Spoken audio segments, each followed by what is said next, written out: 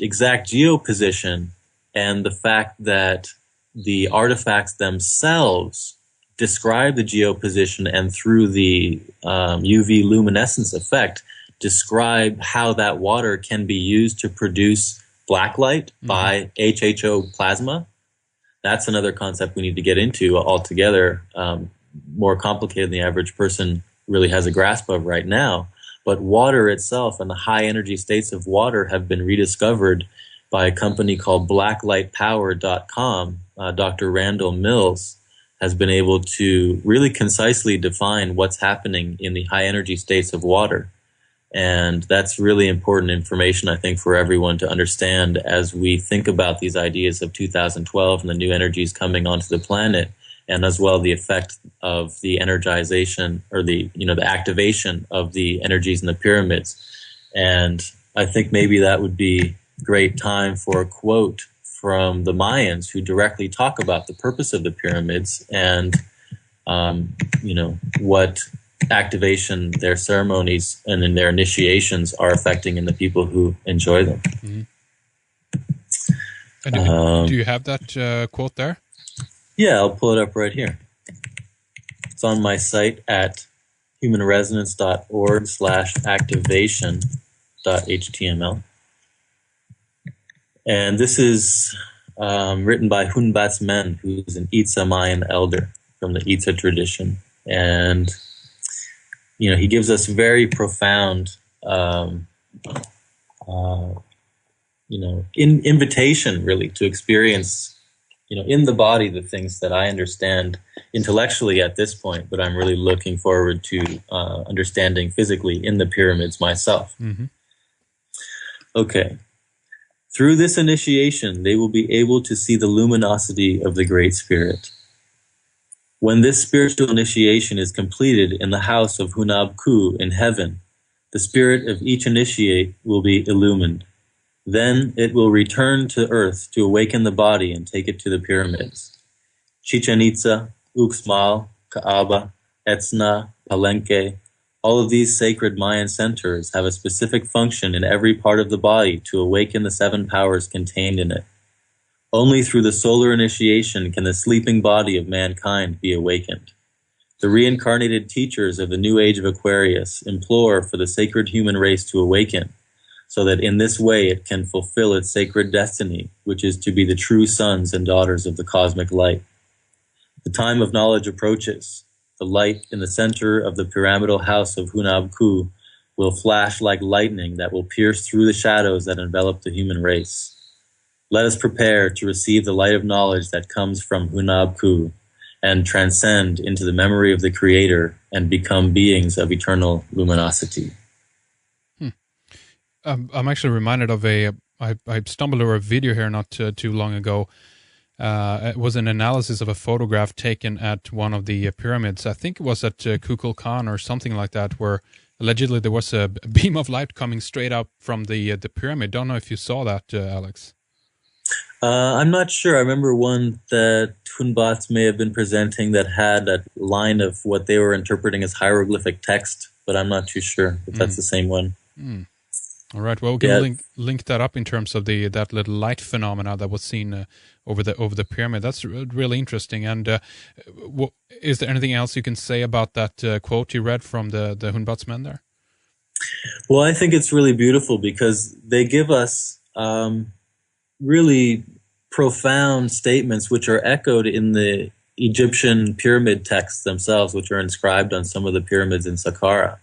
And I think we should read from those texts as well, because the implications are so profound and the science is now there to support what's being suggested in these texts. And I'd like to read that quote and then get into the science and the physics of it, because I believe all of the light that they're talking about in terms of the interior chambers of the pyramids and this light of heaven is actually HHO plasma, and that human beings are energized by colloidal gold and silver Ayurvedic waters used at the pyramid sites to be able to enter into these plasmas, into these energy chambers, and literally kindle themselves into becoming beings of eternal luminosity, exactly as described by Hunbat's. Alex, what I would like to do here is take a little short break here and then obviously continue with more here in our member section. But I do want you to mention your website and also give out some of your book titles again. What would you recommend in terms of your books for someone who's coming to some of these topics for the first time and want to dive into it, as it were? Okay, that would be great.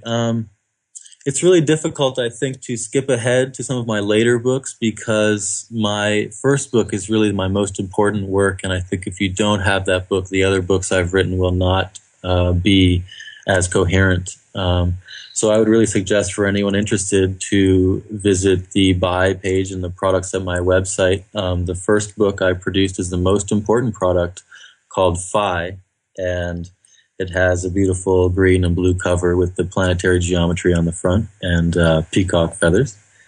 And that book, I think, is one of the more expensive books I've produced, but it's certainly the largest and has the most profound and overriding concepts that I'd like to present. And from there, I think it makes sense to proceed to the other books I've written. And my second book, Tesla's Rebirth, is probably tough for a lot of people to take because I open up a can of worms that a lot of people are really fighting to understand in terms of global conspiracy. And so what I've done with that research is really divide my second book, Tesla's Rebirth, contains the positive aspects of Tesla's work and teaching and everything that we can bring today and move forward with conceptually in terms of bioelectrification, which was one of Tesla's greatest interests in his later years. He had the Tesla electrotherapy company.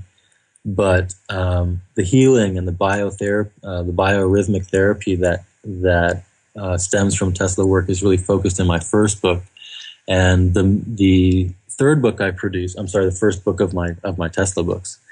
But the third book I produced, called The Veil of Invisibility, contains all of the conspiracy theory information, all of the scientific information that supports the understanding presented by Otto Skorzeny and transmitted through the book The Bush Connection, which deals with the direct Nazi connection between Tesla's administrative assistant, George Scherf, and his son, George Scherf Jr., who, in fact, Otto Skorzeny revealed to be Nazi spies, and, in fact, revealed the identity of George Scherf Jr. as actually being Nazi child spy in Tesla's lab, who, after Tesla's assassination, became known as, and used the alias George Herbert Walker Bush. And the connection there, which is really fascinating as well, has to do with the understanding Otto Skorzeny gave that Prescott Bush was in fact a secondary alias for George Scherf Sr., who was Tesla's assistant, who pretty much disappeared. His identity did not exist after Tesla was assassinated. So that's a fascinating read, but something that I really think is completely secondary, and I hope that people will choose to absorb Phi and the more positive aspects I have to talk about before they try to understand the context, that's important to in reading a book like The Veil of Invisibility or The Bush Connection by Eric Orion. All right, really good. Again, the website humanresonance.org. Click on the buy button and see if there's something there you like, because it's tons of interesting stuff there for you. And obviously we have loads to talk about here in our members section, Alex. I want to ask you more about HHO plasma. I want to talk a little bit more about the casing stones actually on the pyramids and much more, obviously. But stay with us, Alex, and we'll be back here in a while with more. Love, love is a verb.